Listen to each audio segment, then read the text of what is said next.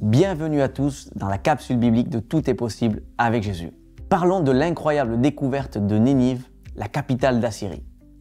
L'impression générale quand on lit la Bible est que tous les récits sont un peu comme des mythes et légendes. Même s'il est vrai que le style poétique existe dans la Bible, il y a aussi une part historique à ne pas négliger. Pourtant, on a du mal à se dire que tous ces rois, tous ces royaumes qui sont cités ont réellement existé. On va voir dans cette capsule que l'archéologie permet de ramener des preuves fiables aux récits bibliques. Mais pourquoi est-ce si difficile de croire en l'historicité de récits comme les guerres et les royaumes de l'Ancien Testament? Bien parce que bien souvent, la Bible est la seule source qui cite les noms de ces rois ou de ces villes antiques aujourd'hui disparues. C'est donc très facile de la discréditer. La Bible donne énormément de détails sur Ninive qui est décrit comme un immense royaume avec de grandes murailles, une population très puissante et organisée. Ce qui a donné d'ailleurs lieu à beaucoup de moqueries de la part des historiens et autres savants comme Voltaire au XVIIIe siècle qui a détruit à coups d'arguments la possibilité d'une éventuelle ville appelée Ninive à cet endroit du Proche-Orient, jugée comme trop grande et trop prospère pour être située si proche de Babylone. Il a fallu attendre le XIXe siècle pour que Sir Austin Mayer fasse une découverte fabuleuse à l'est du Tigre. Il découvre un monticule de terre qui ne paraît pas naturel.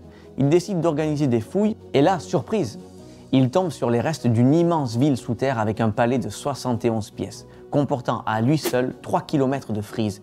Un autre palais avec une bibliothèque gigantesque de 22 000 tablettes d'argile. On découvre alors un peuple nombreux, puissant, organisé dans cette ville mystérieuse, puisqu'on a retrouvé les restes d'une muraille de 12 km de long, montant parfois jusqu'à 25 mètres de haut.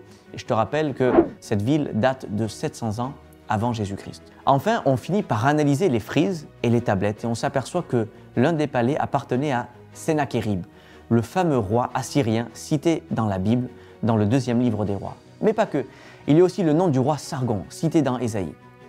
Austin Mayer vient là de découvrir officiellement la fameuse Ninive dont parle la Bible. La conclusion est qu'il ne faut pas se hâter de discréditer la Bible en la classant rapidement dans le rayon mythes et légendes, parce que les pierres finiront par parler et prouver que tout est vrai.